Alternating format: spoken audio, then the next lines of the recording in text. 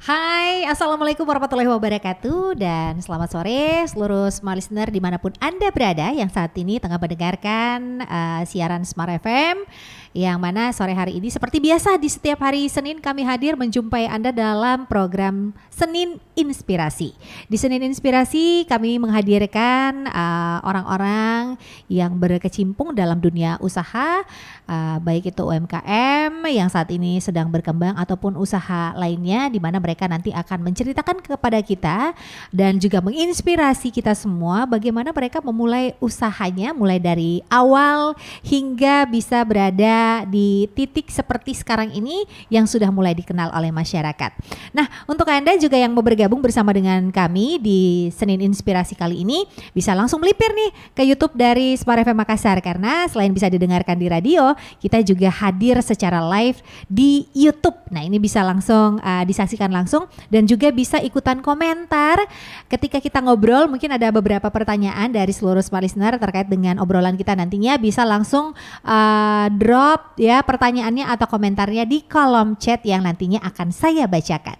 Nah, di edisi kita hari ini bersama saya Priscilla ini kita akan ngomongin soal kuliner yang mungkin banyak masyarakat yang belum terlalu banyak yang melirik ke arah situ karena mostly kebanyakan mungkin kita bisa bikin di rumah. Iya, itu dia sambal. Nah, sambal ini sudah sangat familiar sekali kalau di rumah setiap hari kayaknya masakan tuh kurang lengkap kalau nggak ada yang namanya sambal nih ya. Nah, kali ini dalam dunia usaha ini ada nih yang melirik untuk membuat sambal kemasan. Namanya Laribi Sambal. Telah hadir bersama dengan kita di studio saat ini Asria Latif ini sebagai owner dari Laribi Sambal. Dari namanya aja ini udah cukup menarik ya, Laribi. Kita mau tahu sebenarnya arti namanya nih apa. Tapi sebelumnya kita sapa terlebih dahulu Mbak Asria Latif atau biasa disapa dengan Mbak Ria ya. Iya, Mbak Ria.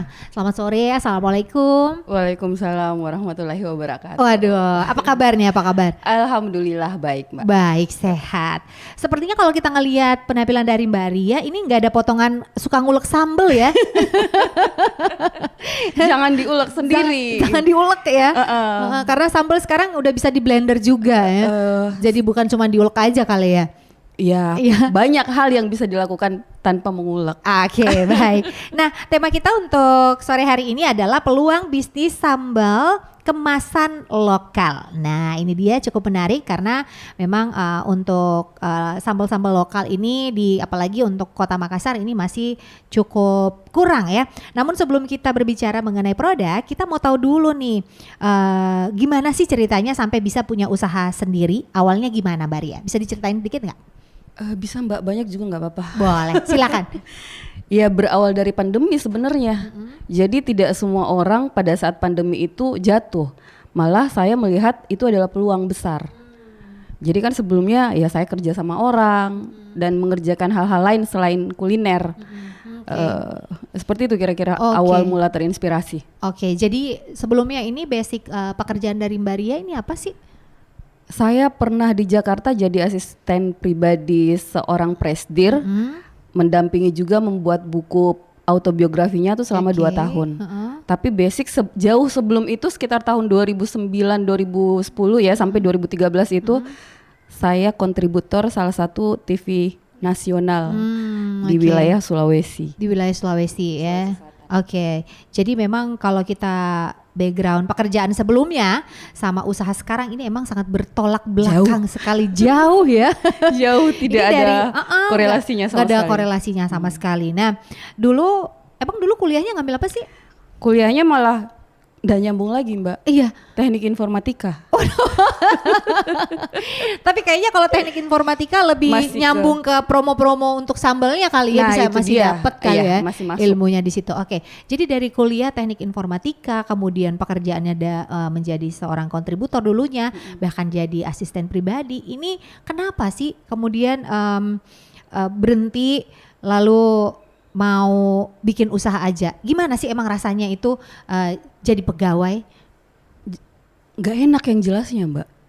Saya itu kan tipikal orang yang tidak suka berada di bawah tekanan. Oke. Jadi kalau misalnya dikasih tugas itu terakhir mau dikumpulin tuh baru dibikin gitu. Itu paling tidak mau, paling tidak bisa ngatur waktu yang seperti itu, apalagi kalau misalnya diperintah gitu paling nggak mau. Pokoknya pengen melakukan sesuatu itu apa yang saya suka dan bagaimana saya melakukan itu ya terserah saya gitu. Jadi kalau kerja sama orang, apalagi jadi asisten pribadi seorang presdir gitu ya, tekanannya itu benar-benar yang under pressure banget lah kita ngerasanya, nggak enak pokoknya, nggak. Jadi kayak tidak punya privasi. Jadi gitu. Waktu jadi pegawai itu emang sangat tidak menikmati pekerjaannya. Sama sekali tidak. Padahal kalau orang lain, dari kacamata orang lain ya, ke kantor diantarin supir, ibunya kemana kita ngikut, naik pesawatnya kelas bisnis kayak gitu-gitu, tapi jangan dipikir bahwa itu menyenangkan, tidak juga. Jadi harga dari sebuah privasi itu mahal. Gitu. Bener ya. Kalau orang luar ngelihat, wah Mbak Ria ini ya kemana-mana, abis dari kota ini besok pindah ke sini, naik pesawat ya kan, oh pasti pekerjaannya menyenangkan ini. Tapi ternyata tidak semenyenangkan itu ya menjadi pegawai. Tidak semenyenangkan itu. Tapi dulu pekerjaan lama yang paling dinikmatin apa sih? Iya, jadi pewarta.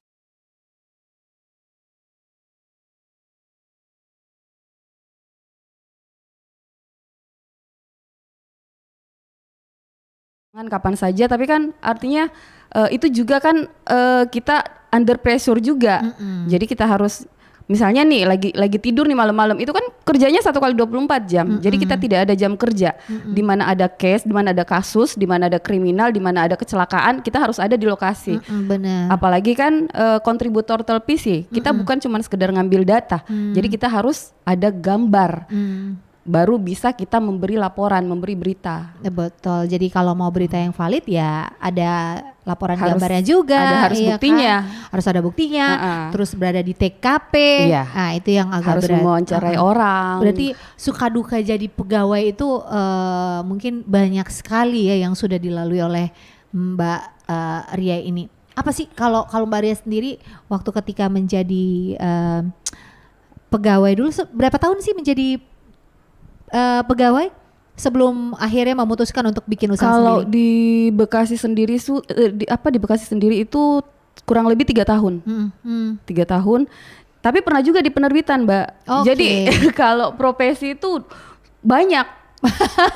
Kalau diceritain pindah-pindah ya. Kalau diceritain semua itu sejam nggak cukup itu. Waduh, kalau kita ngomongin soal pekerjaan yang dulu dilakukan oleh Mbak Ria ini kayaknya banyak banget deh. Banyak banget. Smart listener. Nah, kita juga tentu saja penasaran apa yang akhirnya membuat Mbak Ria ini hijrah. Akhirnya saya mau usaha aja deh. Saya udah nggak mau jadi pegawai. Sepertinya saya lebih nyaman untuk bikin usaha sendiri. Nah, kita akan ngobrol lebih jauh lagi. Jangan kemana-mana. Kami akan segera kembali, tetap terus di Senin Inspirasi.